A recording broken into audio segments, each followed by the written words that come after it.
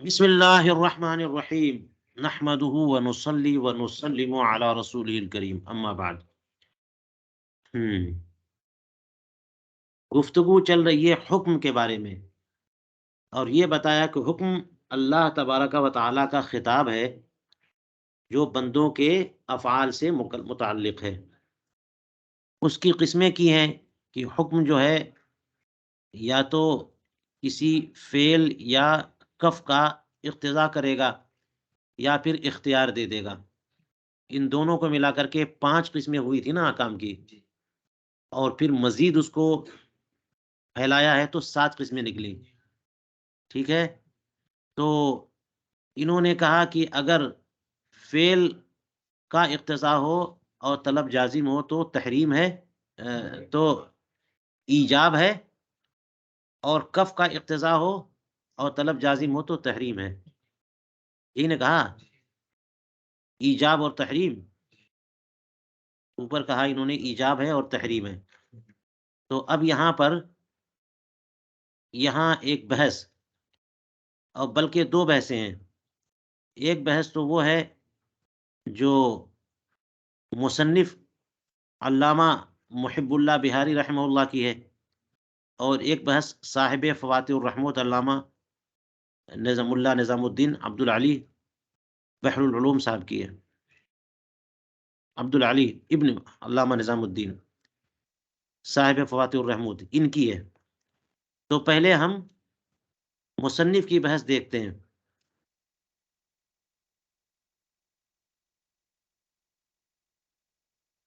وہ کیا کہتے ہیں، اور بات یہ ہے کہ جب انہوں نے ایجاب کہا اور تحریم کہا تو اس سے کیا مراد لیا، کیونکہ بعض علماء اس کو ایجاب اور تحریم کہنے کے بجائے وجوب اور حرمت کہتے ہیں۔ ایجاب اور تحریم کے بجائے وجوب اور حرمت کہتے ہیں۔ تو کیا ایجاب و تحریم الگ چیز ہے، وجوب و حرمت الگ چیز ہے؟ یہ بحث ذرا دقیق ہو گئی ہے، اور چونکہ یہ درمیان میں آ گئی ہے اس لیے ہم اسے دیکھ لیتے ہیں، ہے نا، ورنہ زیادہ مفید نہیں ہے، ہم اسے چھوڑ بھی سکتے تھے، لیکن درمیان میں بات جو آ جائے اسے چھوڑنا مناسب نہیں ہے، اس لیے ہم اسے دیکھ لیتے ہیں۔ چلیے، فرماتے وَعْلَمْ أَنَّهُمْ جَعَلُوا أَقْسَامَ الْحُكْمِ مَرَّةً الْإِجَابَ وَالتَّحْرِيمَ وَجَعَلُوا مَرَّةً أُخْرَى الْوُجُوبَ وَالْحُرْمَةَ فَحَمَلَ بَعْضُهُمْ عَلَى الْمُسَامَحَةِ، کہ یہ جو علماء اصول ہیں حکم کی قسمیں کبھی ایجاب و تحریم قرار دیتے ہیں اور کبھی وجوب و حرمت۔ یہ کیا بات ہو گئی؟ ایجاب و تحریم کا مطلب تو یہ ہے کہ کسی چیز کو واجب کرنا، کسی چیز کو حرام کرنا، اور وجوب و حرمت کا مطلب ہوتا ہے کسی چیز کا واجب ہونا، کسی چیز کا حرام ہونا۔ تو یہ 2 الگ الگ چیز ہے یا ایک ہی چیز ہے؟ کیوں ایسا کر رہے ہیں؟ تو بعض لوگوں نے اسے مسامحہ پر محمول کیا کہ کوئی بات نہیں ہے، ایک ہی چیز ہے، یہ تسامح ہے، یعنی اگر غور کیا جائے تو فرق تو ہے، لیکن اس فرق کا اعتبار نہیں کیا آسان کرنے کے لیے۔ اور کہا جنہوں نے مسامحہ پر محمول کیا وہ فرماتے ہیں انما جعل الوجوب والحرمت لانہما اثران لہما، اس لیے وجوب و حرمت کو قسم قرار دیا گیا کہ یہ جو ہے نا ایجاب و تحریم کے دونوں اثر ہے۔ ٹھیک ہے، کہ اصل میں ہے حکم ایجاب یا تحریم۔ تو جب اللہ تبارک و تعالیٰ کوئی چیز واجب کرے گا تو وہ فعل بندوں پر واجب ہوگا نا، تو ایجاب مؤثر ہے اور وجوب اثر ہے، ٹھیک ہے نا، تحریم مؤثر ہے اور حرمت اثر ہے، تو اس لیے انہوں نے وجوب و حرمت کو بھی اسی کی قسم قرار دے دیا۔ او ارید بہما الایجاب والتحریم، یا پھر جن لوگوں نے وجوب و حرمت، حکم کی 2 قسمیں وجوب و حرمت قرار دی ہیں، ان کی مراد وجوب و حرمت نہیں ہے بلکہ ایجاب و تحریم ہے۔ وجوب سے مراد ان کی ایجاب، اور حرمت سے مراد ان کی تحریم، یہ ہے۔ اطلاقا للمسبب علی السبب، مسبب کا اطلاق سبب پر کرنے کے طور پر، کبھی سبب کی جگہ مسبب بول دیتے ہیں، مسبب کی جگہ سبب بول دیتے ہیں، ایسا ہوتا ہے، یہ مجازن یہ چیز چلتی رہتی ہے، سبب کو مسبب کی طرف، مسبب کسی چیز کو مسبب کی طرف، کسی چیز کو سبب کی طرف پھیر دیتے ہیں۔ تو اصل میں سبب تو ایجاب ہے نا، اللہ تبارک و کسی نماز کا واجب ہونا، اس کا سبب کیا ہے کہ اللہ تبارک و تعالیٰ نے ہم پر نماز واجب کی، تو ایجاب الہی وہ ہے سبب، اور اس کے نتیجے میں وہ چیز واجب ہو گئی، وجوب نماز، وہ ہے مسبب۔ تو بولا انہوں نے وجوب اور مراد ہے ایجاب، تو مسبب بول کر کے کیا مراد لیا؟ سبب، یہی بہت ہوتا ہے۔ وَلَكَ أَن تَتَجَوَّزَ فِي الْمَقْسِمِ وَتَقُولُ أُرِيدَ بِالْمَقْسِمِ حِينَ قُسِمَ إِلَى الْوُجُوبِ وَالْحُرْمَةِ مَا ثَبَتَ بِالْخِطَابِ، یہ بھی تو ہو سکتا ہے کہ آپ مقسم میں ہی جو ہے تجوز کریں، یعنی مجاز اس میں کا قول کریں کہ مجازن مقسم کا اطلاق جو ہے یوں ہوا ہے، اور آپ کہہ دیجئے کہ اس میں مجاز سے کام لیا گیا، تجوز سے کام لیا گیا، کہ ارید بالمقسم حین قسم الی الوجوب، جب وجوب اور حرمت کی طرف تقسیم کی گئی تو اس سے مراد کیا لیا؟ ما ثبت بالخطاب، تو بات وہی ہے کہ جب انہوں نے ایجاب اور تحریم کہا تو اس سے مراد خطاب الہی، جب ایجاب و تحریم کہا تو اس سے مراد کیا ہے؟ خطاب الہی، اور جب وجوب و حرمت کہا تو اس سے مراد اس خطاب سے جو ثابت ہو، اس خطاب الہی سے جو ثابت ہو، تو ثابت تو یہی ہوا نا، وجوب و حرمت، یہ تو مجازن انہوں نے مقسم اسے قرار دیا کہ جو خطاب سے ثابت ہو، حالانکہ مقسم کیا ہے؟ جو ثابت کرے، جو خطاب ہے وہی مقسم ہے، لیکن مجازن مقسم اسے نہیں قرار دیا، اس خطاب سے جو ثابت ہو اسے مقسم۔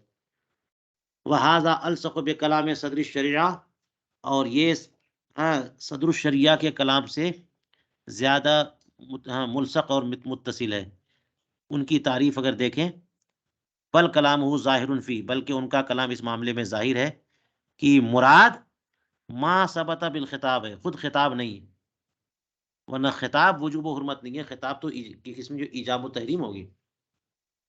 چلیے یہ ایک جواب ہو گیا کہ بعض لوگوں نے اسے مسامحہ پر محمول کیا کہ تحقیقی نہیں ہے، یہ بات تحقیقی نہیں ہے، ہے دونوں الگ الگ، لیکن اتنا چلتا ہے کہ اس کا اطلاق اس پہ، اس کا اطلاق اس پہ، یہ چلتا ہے، یہ مسامحہ کا مطلب۔ وحمل بعضهم على انهما متحدان بالذات مختلفان بالاعتبار، بعض لوگوں نے اسے محمول اس بات پر کیا کہ یہ دونوں کے دونوں بالذات متحد ہیں، ایک ہی تو ہیں، کیا حرج ہے؟ لہذا کبھی کوئی ایجاب و تحریم کہے، کبھی کوئی وجوب حرمت کرے، کیا فرق پڑتا ہے؟ ایک ہی چیز ہے، ان میں اگر کچھ اختلاف ہے تو اعتباری فرق ہے، کیا فرق ہے؟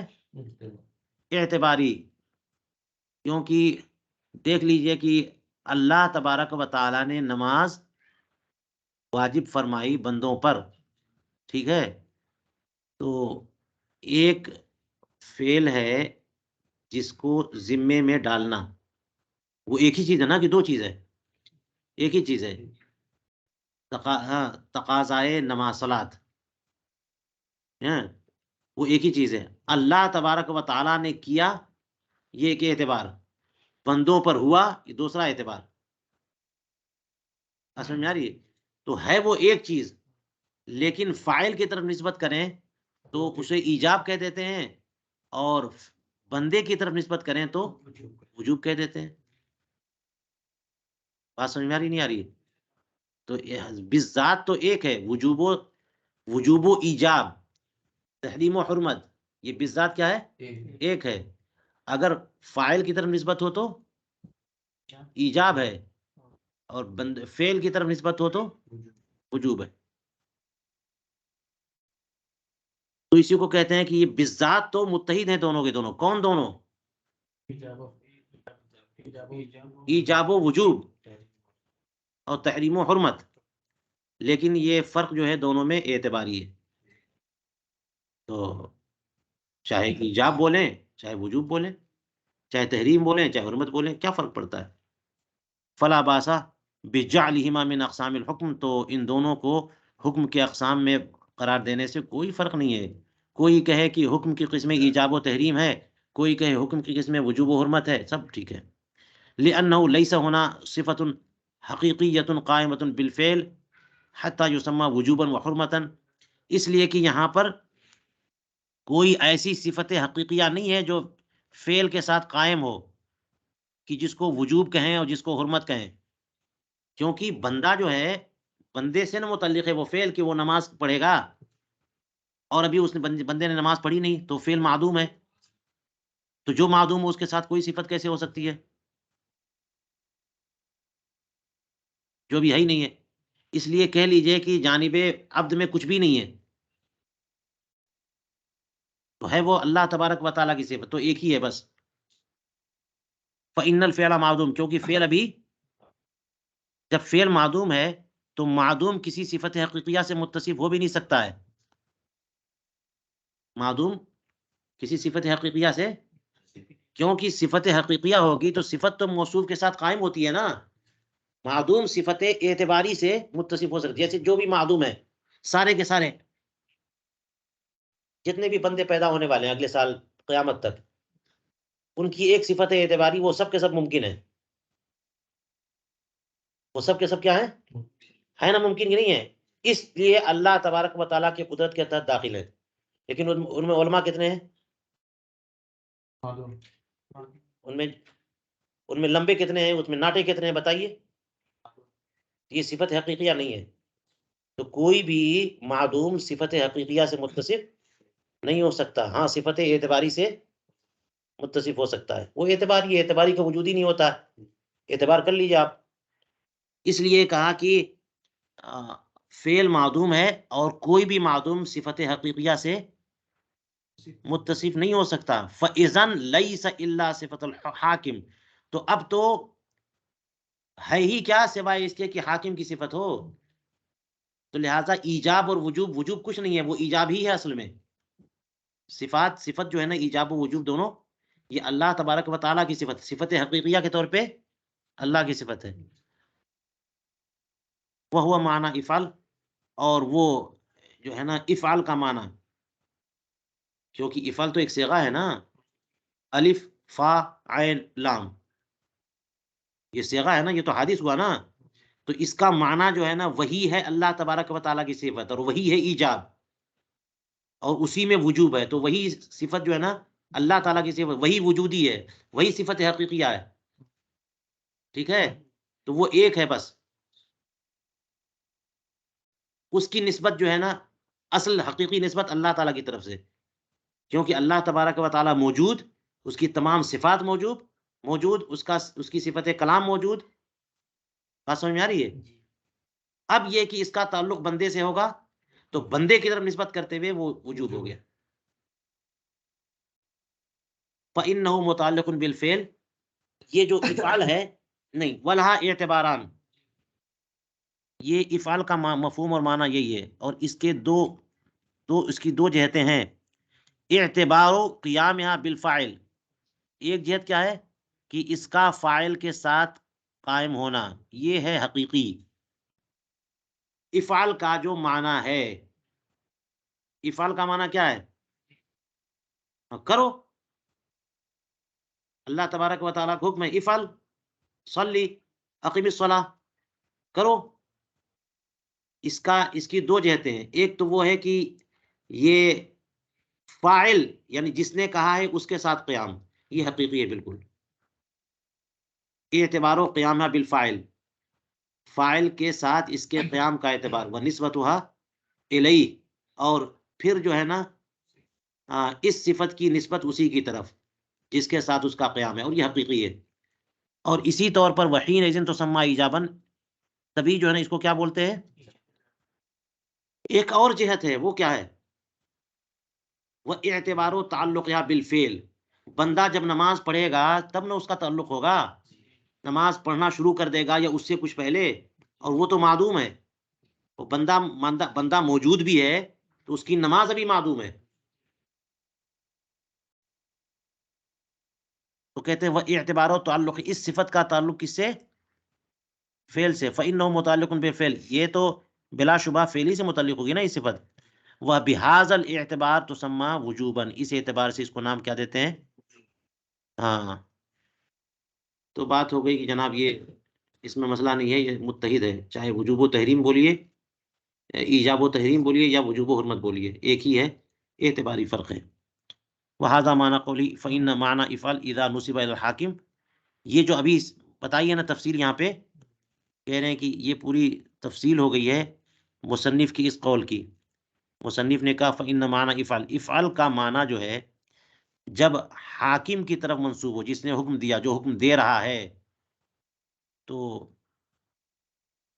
اذا نصب الى الحاکم سمی ایجابا، تبھی اس کا نام ایجاب رکھا جاتا ہے. واذا نصب الى الفعل سمی وجوبا، تو حاکم کی طرف نسبت ہو اور یہ انتساب معتبر بھی ہو تو ایجاب کہتے ہیں، فعل کی طرف نسبت ہو اور یہ انتساب معتبر ہو تو وجوب کہتے ہیں. لہٰذا ان دونوں میں اتحاد ذاتی ہے، تغیر اعتباری ہے. ختم ہو گئی بات، کوئی اعتراض نہیں. تو کوئی کبھی ایجاب و تحریم کہے وہ بھی ٹھیک بات ہو گئی، کوئی کبھی وجوب و حرمت کہے وہ بھی ٹھیک بات ہو گئی. اب دیکھ رہے ہیں یہ اس بحث کو کہاں تک لے گئے،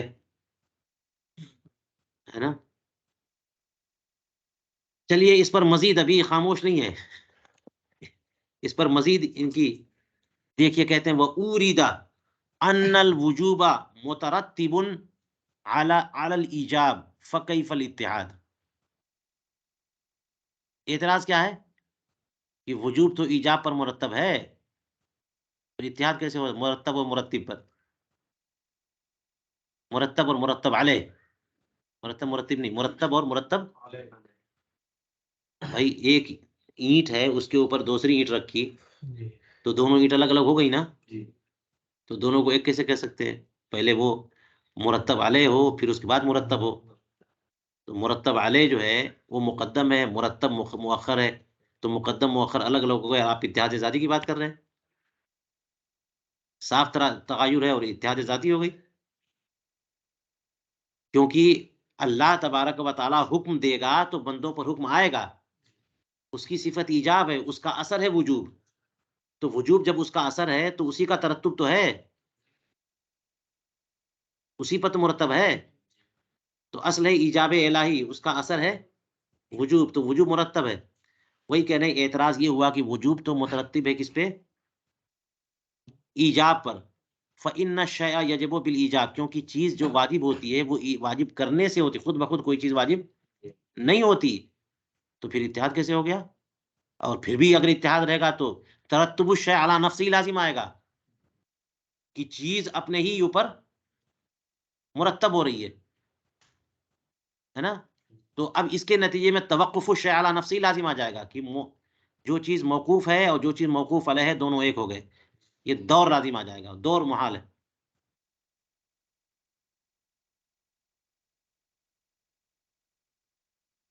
یہ سوال سمجھ میں آیا؟ اس کا جواب کہتے ہیں ویوجاب بعدم المنافات بین الاتحاد والترتب. جناب اتحاد و ترتب میں منافات نہیں ہے، جو آپ نے تقریر کر دی ہیں. منافات اتحاد و ترتب میں منافات نہیں ہے، اتحاد و ترتب میں منافات نہیں ہے. ہم نے کہا ایجاب و وجوب ایک ہیں، ہاں، اور یہ بات آ گئی کہ وجوب ایجاب کا اثر ہے تو ترتب ہو گیا. تو کہا کہ ترتب کے اعتبار سے غیر ہو گئے، تو جو ایک ہوں وہ غیر نہیں ہو سکتے، جو غیر ہوں وہ ایک نہیں ہو سکتے. ہم آپ کو بتاتے ہیں کہ اتحاد و ترتب میں منافات نہیں ہے. ایک چیز دوسرے، ایک چیز جو ہے نا متحد ہے اور اس کے باوجود اس میں ترتیب ہو رہی ہے. اس کو یوں لے لیجیے، دیکھیے کیا کہا انہوں نے، بے جواز ترتب الشیء، بے جواز ترتب الشیء. نہیں یہاں پہ کچھ معاملہ گڑبڑ ہو گیا ہے. دیکھو نسخہ کیا ہے، یہ نسخہ دیکھو مسلم کا.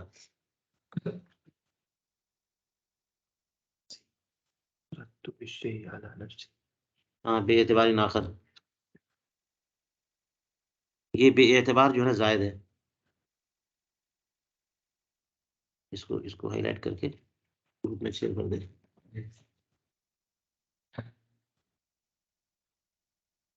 چھوڑ دیں ویسے ہی.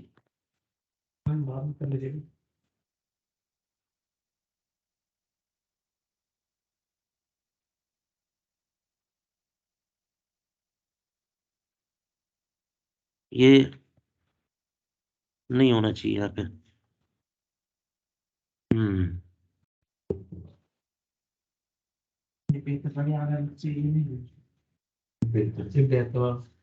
چلیے. وَيُجَابُ بِجَوَازِ ترتب الشَّيْءِ عَلَى نَفْسِهِ بِاعْتِبَارٍ آخر. اصل میں ترتب شیء علی نفسه یہ تو باطل ہے کہ کوئی شے اپنے ہی اوپر مرتب ہو. یہ کیسے ہو سکتا ہے نا؟ یہ تو اس سے تو توقف الشیء علی نفسه لازم آئے گا. تو اس کو کہنے کہ نہیں، اگر جہت بدل دی جائے تو ایسا ہو سکتا ہے. کوئی شے اپنے ہی اوپر مرتب ہو، کوئی شے اپنے ہی اوپر مرتب ہو، لیکن پہلے کسی اور جہت سے اور اب کسی اور جہت سے، ہے نا؟ تو یہ جو ہے ایسا ہو سکتا ہے. وَمَرْجَعُهُ إِلَىٰ تَرَتُّبِ أَحَدِ الْاِعْتِبَارَيْنِ عَلَى الْآخَرِ. اس کا حاصل یہ نکلے گا کہ دو وجہیں وہاں پر ہیں، دو اعتبار ہیں، ان میں سے ایک اعتبار دوسرے اعتبار پر مرتب ہے نا؟ وہ چیزیں، وہ ایک جو چیز ہے نا، وہ خود اپنے اوپر مرتب نہیں ہو رہی ہے، بلکہ اعتبارات وہاں پہ دو ہیں. اور جہاں پہ دو چیزیں ہو جاتی ہیں تو ان میں سے ایک دوسرے پر مرتب ہو سکتا ہے نا. دو چیزیں، کیونکہ ترتب کے لیے دو کا ہونا ضروری ہے. اور یہاں پہ ایجاب و وجوب آپ کیا بول رہے ہیں؟ ایک ہے. تو ایک میں ترتب کیسے ہوگا؟ تو ہمارا یہ کہنا کہ یہ نہیں کہ اسی میں ترتب ہو رہا ہے، اس میں جہتیں الگ الگ ہو گئی ہیں. تو جہتیں زیادہ ہیں وہاں پہ، جہتیں ایک سے زیادہ ہیں، اعتبارات ایک سے زیادہ ہیں. تو ان اعتبارات کا ترتب تو ہو سکتا ہے نا جب ایک سے زیادہ ہیں. تو میرے حساب سے اس کی مثال یوں لے لیجئے، سب یہ بحثیں دقیق ہو جاتی ہیں. اس کی مثال یوں لے لیجئے کہ ایک مثال کے طور پر زید پیدا ہوا، اس کا نام رکھا اس کے والدین نے زید رضا، ہے نا؟ اور کوئی اس کو زید بولتا ہے، کوئی نام بگاڑ کر کے کچھ اور بولتا ہے. لیکن اس کے بعد ایک زمانہ آیا کہ وہ حافظ بن گیا، پھر زمانہ آیا کہ وہ عالم بن گیا، پھر مفتی بن گیا. اب جو ہے نا، اس کو لوگ کہتے ہیں حضرت علامہ مفتی زید رضا صاحب قبلہ مد ذل العالی، اور بھی آگے پیچھے ہے کہ نہیں ہے. تو وہ جو زید رضا پیدا ہوا تھا اور یہ حضرت علامہ زید رضا صاحب، یہ دو ہیں کہ کیا ہے مسئلہ؟ یہ دو ہیں کہ کیا ہے؟ اور اگر الگ الگ اسٹیجز سے دیکھیے گا تو دو نہیں 50 اور لگ رہے ہیں. کہ کبھی آپ حافظ بول رہے تھے ایک زمانے میں، پھر قاری بولنے لگے تھے، پھر حضرت علامہ بول رہے، اب مفتی صاحب بول رہے ہیں آپ. تو ایک ہے کہ پانچ پانچ ہیں؟ وہ ہے نا الگ الگ، لیکن ان میں ترتب ہے کہ نہیں ہے؟ کہ وہ پیدا ہوئے تبھی تو محنت کی، تبھی تو یہ ہوا. تو ان میں کیفیات اور صفات اور جہتیں پیدا ہو گئی ہیں، ہے نا؟ تو ان جہتوں میں آپ کثیر جہتیں ہیں اس ایک ذات میں، ان جہتوں میں ایک جہت کا دوسری جہت پہ ترتب ہے. ذات میں فرق نہیں ہے، ذات ایک ہے. کچھ بات سمجھ میں آ رہی ہے؟ فرماتے ہیں ولا استحالۃ فی، اس میں کوئی استحالہ نہیں کہ ایک شے خود اپنے آپ پر مرتب تو نہیں ہو سکتی، لیکن ترتب الشیء علی نفسہ یوں ہو سکتا ہے کہ اس ایک شے کسی اور جہت سے اپنے اوپر ہاں مرتب ہو. اس میں کوئی استعارہ نہیں. فیما نحن فیہ نسبۃ الفعل متأخرہ عن نسبۃ الحاکم. اور جو ہم بات کر رہے ہیں، ہماری جو گفتگو چل رہی ہے وہ ایجاب و وجوب کے بارے میں چل رہی ہے نا. اس میں معاملہ یہ ہے کہ فعل کی طرف نسبت یہ حاکم کی طرف نسبت کے بعد پائی جاتی ہے. ایجاب پہلے حاکم کی طرف منسوب ہے نا، اور پھر بندے کی طرف منسوب ہے وجوب. قال السید قدس سرہ، سید شریف، میں نے کہا تھا کہ اس سے لگتا ہے یہ کہ سید شریف جو جانی کی جو کتاب ہے تعریفات، وہ مراد ہوگی، یا پھر کسی کوئی اور منطق کی کتاب ہوگی وہ مراد ہوگی، یا اصول کی جو شرح ہے ان کی وہ مراد ہوگی. فرماتے ہیں وَبِهَذَا يُجَابُ عَمَّا قِيلَ إِنَّ الْإِيجَابَ من مقولة الفعل والوجوب من مقولة الانفعال وهما متباينان بالذات فلا يمكن الاتحاد.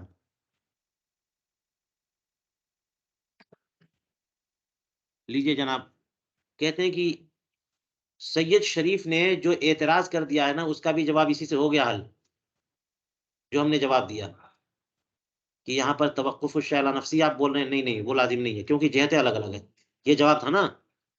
تو انہوں نے بھی اعتراض کیا، اس کا بھی جواب اسی سے ہو گیا. ان کا اعتراض کیا ہے؟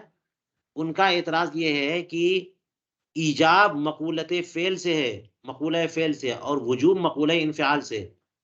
یہ کیا مطلب مقولہ؟ دیکھیے مناطقہ کے نزدیک جتنی بھی چیزیں ہوتی ہیں، غور سے سنیے، جتنے بھی موجودات ہیں وہ جو ہے نا 10 کیفیات اور صفات سے فارغ نہیں ہے.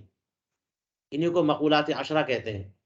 شیخ ابو علی سینا نے اور ارسطو وغیرہ نے یہ بتایا کہ دنیا کی کوئی چیز 10 کیفیت سے خالی نہیں ہوتی.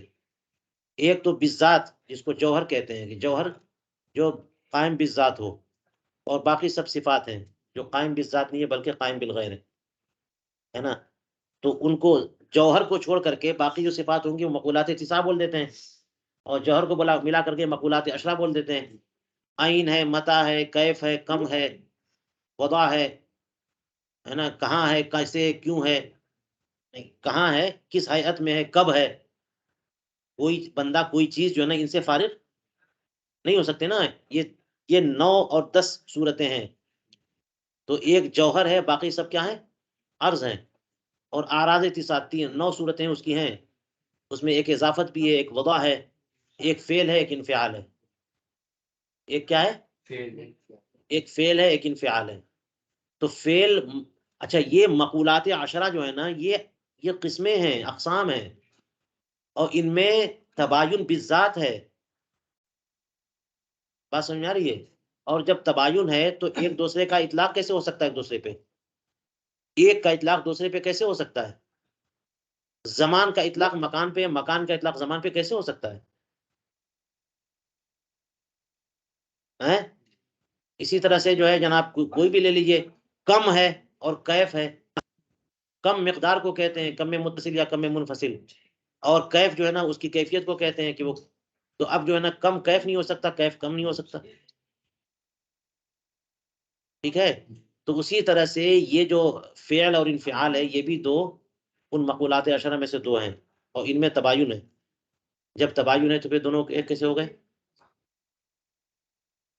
تو ایک ہوتا ہے فعل کا صدور کہیں سے، ایک ہے فعل کا اثر. تو وہی انفعال جو ہے نا اثر کو کہتے ہیں، انفعالی کیفیت اثر ہے وہ فعل کا. اور فعل جو ہے نا وہ مؤثر ہے، فعل کرنا. تو فعل اور انفعال دو، یہ الگ الگ مقولات عشرہ میں سے دو مقولہ ہیں، اور ان میں تباین ہے. جب تباین ہے تو پھر اتحاد کیسے ہو سکتا ہے؟ تو ایجاب تو فعل ہے اور وجوب انفعال ہے. تو ایجاب مقولہ فعل سے ہے اور وجوب مقولہ انفعال سے. اور یہ بات طے ہے کہ مقولات عشرہ میں کسی کا اطلاق دوسرے پہ نہیں ہو سکتا، متحد نہیں ہو سکتے. تو فعل اور انفعال متحد کیسے ہو جائیں گے؟ یہ سمجھ میں آیا اعتراض؟ بات یہ تھی کہ ایجاب اور وجوب ایک ہی ہے. اس پر سید شریف کا جو اعتراض ہے وہ سمجھ میں آئی بات؟ کہ وہ مقولہ فعل سے ہے، یہ مقولہ انفعال سے، یہ دونوں ایک کیسے ہو سکتے ہیں؟ تو اس کا جواب بھی کہہ رہے ہیں اسی سے ہو گیا. کیسے ہوا؟ کہ ہم یہ تھوڑی کہہ رہے ہیں کہ ایک ہے، دونوں جو ہے نا الگ ہیں. ہم تو یہ کہہ رہے ہیں کہ وہ جو ہے نا ایک ہونا، یہ الگ الگ اعتبار سے، یہ اعتباری فرق کا ہم نے کہ کسی اور اعتبار سے وہ مقولہ کیف میں گیا، وہ مقولہ کیف کہہ رہا ہوں، مقولہ انفعال میں گیا، اصل میں ہے وہ مقولہ فعل. چلیے کہتے ہیں کہ وَبِهَذَا يُجَابُ عَمَّا قِيلَ إِنَّ الْإِيجَابَ من مقولۃ الفعل والوجوب من مقولۃ الانفعال. نہیں سید شریف نے تو یہ جواب دیا ہے، یہ جواب ہے ان کا کہ جو اعتراض کیا جاتا ہے کہ ایجاب مقولہ فعل سے اور وجوب مقولہ انفعال سے، اور یہ دونوں بالذات متباین ہیں، تو اتحاد کیسے ممکن ہے؟ ویقال، اور جواب میں کہا جائے گا کہ لا باسا فی کون الشیء باعتبار مندرجا تحت مقولۃ و باعتبار آخر تحت اخری. کیا حرج ہے کہ کوئی ایک خاص چیز کسی ایک جہت سے کسی ایک مقولے کے تحت مندرج ہو اور دوسری جہت سے کسی دوسرے مقولے کے تحت مندرج ہو، تو جہتیں بدل گئی. والدعوى امتناع صدق المقولات على شيء باعتبار شتى محل مناقشہ ہے. اور یہ دعویٰ کہ مقولات کسی کئی ایک مقولے کسی ایک چیز پر مختلف اعتبار سے صادق آ جائیں، یہ محال ہے. یہ دعویٰ کہ کسی ایک شے پر ایک سے زائد مقولات صادق آ جائیں، یہ محال ہے، یہ ہمیں تسلیم نہیں ہے. یہ محل مناقشہ ہے، یہ محل مناقشہ ہے، یہ بحث کا موضوع ہے، یہ مناقشے کا موضوع ہے، یہ کوئی مسلم حقیقت تھوڑی ہے. الگ الگ جہتوں سے الگ الگ اعتبار سے ایک سے زائد مقولات ایک شے پر صادق آ سکتے ہیں. یہ نقاش ہے اس میں. فَإِنَّهُ جَائِزٌ لَا بَأْسَ بِهِ، اس میں تو کوئی حرج نہیں ہے. انتہا. تو یہ اسی جواب سے انہوں نے اس مسئلے کو بھی حل کیا. انتہا کلام الشریف. اقول، اب علامہ محب اللہ بہاری کیا فرما رہے ہیں؟ إِنَّهُ قُدِّسَ سِرُّهُ لَمْ يَرِدْ الْمَقُولَةَ الْحَقِيقِيَّةَ. ہاں، یہ جو مقولہ انہوں نے کہہ دیا کہ فعل نہیں ایجاب مقولہ فعل سے ہے اور وجوب مقولہ انفعال سے ہے، تو انہوں نے دو قرار دے دیا، حالانکہ ایک کہا تھا. ایجاب مقولہ فعل سے ہے اور وجوب مقولہ انفعال سے ہے. تو یہ تو انہوں نے دو کر دیا، ایجاب کو مقولہ فعل سے کہہ دیا اور وجوب کو مقولہ انفعال سے کہہ دیا. تو کہہ رہے ہیں وہ مقولے سے مراد مقولہ حقیقیہ نہیں ہے. کیفا والفعل المقولۃ عبارۃ عن ہیئۃ غیر قارۃ حاصلۃ من التاثیر. ہاں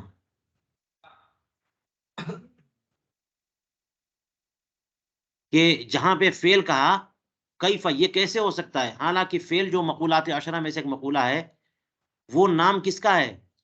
ایسی ہیئت کا جو قار نہیں ہے، جس میں استقرار نہیں ہے.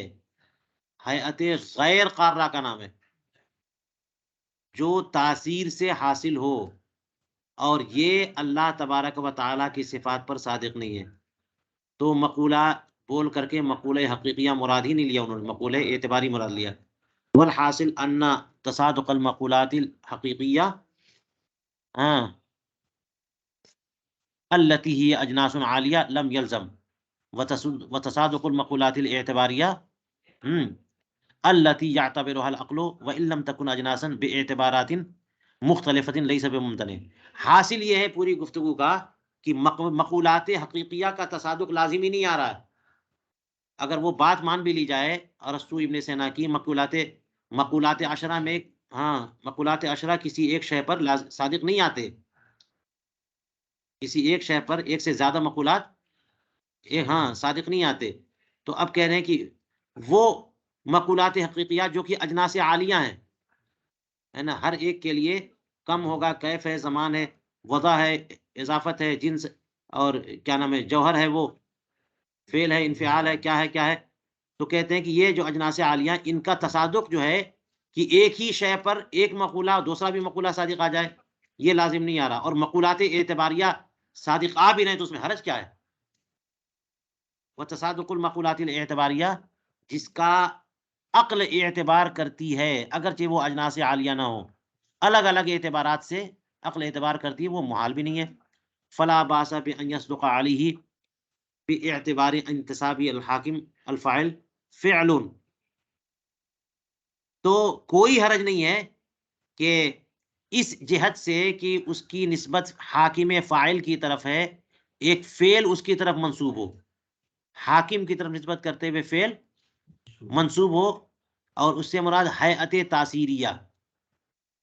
ہیئت تاثیریہ کا معنی ہیئت تأثریہ نہیں، اثر دینے والی ہیئت، کسی کے اندر اثر دینے والی ہیئت، وہ ہیئت فاعلی ہوگی.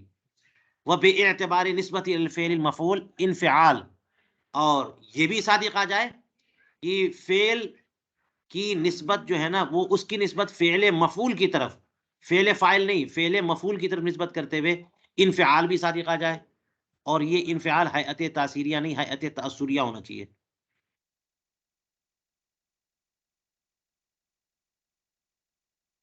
یہ تاثیریہ لکھ دیا. تو فاعل کی طرف نسبت کرتے ہوئے ہیئت تاثیریہ، اور مفعول فعل کی طرف، بندے کی طرف نسبت کرتے ہوئے، بندے کے فعل کی طرف نسبت کرتے ہوئے حیات تأثریہ. فلا یرد ما قیل ان الشیخ فی الشفا صرح بان المقولات متباینہ، ہاں فلا یتصادقان. لہذا شیخ نے، شیخ بو علی سینا نے جو اپنی کتاب شفا میں صراحت کر دی ہے کہ مقولات آپس میں متباین ہوتے ہیں، لہذا صادق نہیں آ سکتے، تو وہ اعتبار، وہ جو ہے نا اعتراض اس سے کوئی کرے گا بھی نہیں، کسی کو کرنا بھی نہیں چاہیے، کیونکہ وہ جو بات ہے وہ مقولات عشرہ حقیقیہ کے بارے میں کہا انہوں نے، اور یہ مقولات اعتباریہ. فلا یردو، تو جو کہا گیا مرزا جان کے حواشی میں کہ شیخ، یعنی شیخ الفلاسفہ ابو علی سینا، ابو علی بن سینا نے شفا میں جو صراحت کر دی ہے کہ مقولات عشرہ یہ کیا ہیں، آپس میں بذات متباین ہے، تباین ذاتی ہے، تو لہٰذا کسی ایک شے پر یہ دونوں صادق نہیں آ سکتے، ولو بے اعتبار، اگرچہ ایک، ہاں کسی اعتبار سے ہی صحیح، تو وہ الگ بات ہو گئی. تو اس سے فلا یردو کی وجہ بتا رہے ہیں، فلا یردو لہٰذا یہ ایراد نہیں ہو سکتا، تو کہتے ہیں وجہ عدم الورود. شیخ فلاسفہ نے جو بات کہی ہے اس سے کوئی اعتراض کیوں نہیں ہو سکتا؟ اس کی وجہ یہ ہے کہ انا قولا ابن سینا فی المقولات الحقیقیہ، کہ ابن سینا نے جو کہا ہے وہ مقولات حقیقیہ کے بارے میں کہا ہے، ٹھیک ہے، کہ وہ صادق نہیں آ سکتے، مقولات اعتباریہ کے بارے میں تھوڑی کہا ہے. اور یہاں پہ جو بات لازم آ رہی ہے اتحاد و مقولات اعتباریہ میں، وَنَحْنُ نَدَّعِي صِدْقَ الْاعْتِبَاریہ، مقولات اعتباریہ کی صدق کا دعویٰ ہم کر رہے ہیں. فَإِنَّ هَذَا مِنْ ذَاكَ، وہ کہاں، یہ کہاں. وَاعْلَمْ أَنَّ مَا ذَكَرَهُ الْمُصَنِّفُ تَنَزُّلٌ بَعْدَ تَسْلِيمِ قَوْلِ ابن سینا، اور یاد رکھنا یہ جو بات مصنف نے کہی ہے نا، یہ اس بنیاد پر نہیں کہی ہے کہ جناب ابن سینا نے جو کچھ کہہ دیا وہ وہی ربانی ہے نا، اس کی بات مان کر کے تنزلی طور پر، وَاعْلَمْ أَنَّ مَا ذَكَرَهُ الْمُصَنِّفُ تَنَزُّلٌ بَعْدَ تَسْلِيمِ قَوْلِ ابن سینا. حالانکہ آپ کہہ سکتے ہو کہ ایو حجت فی حسبان ابن سینا، ابن سینا جو سمجھ رہا ہے، جو بات بیان کرنا چاہ رہا ہے، اس میں کون سی حجت ہے؟ فَإِنَّهُ مَا أَقَامَ عَلَيْهِ دَلِيلًا، اس نے جو بات کہی کہ مقولات عشرہ حقیقیہ ان میں تباین ہے اور کبھی بھی ایک شے پر ایک سے زیادہ صادق نہیں آ سکتے، تو اس میں دلیل کون سی قائم کی؟ فلانا ان لا نساعدہ، تو ہمیں اس کی سپورٹ نہیں کرنی چاہیے، اس کی مساعدت، اس سے اتفاق نہیں کرنا چاہیے. فمانا کلام ہی قدس سرہ ان دعوی امتناعی صدق المقولات. تو اب شیخ ہاں سید شریف قدس سرہ، انہوں نے جو جواب قرار دیا تھا کہ اس سے اس کا بھی جواب ہو گیا، تو کہتے ہیں ان کے کلام کا معنی یہ ہے کہ ان دعوی امتناع صدق المقولات وان اشتہر بین الفلاسفہ وصدر عن شیخی محل مناقشہ عندی. ان کے کلام کا مطلب یہ ہوا کہ مقولات عشرہ کے صدق کا امتناع اور محال ہونا، یہ جو دعویٰ ہے، اگرچہ فلاسفہ کے درمیان یہ بات چل رہی ہے اور ان کے شیخ سے یہ بات آئی ہے، مگر پھر بھی یہ کوئی مسلمہ حقیقت نہیں ہے، یہ محل مناقشہ ہے ہمارے نزدیک، لہٰذا اس سے کوئی اعراض نہ کرے.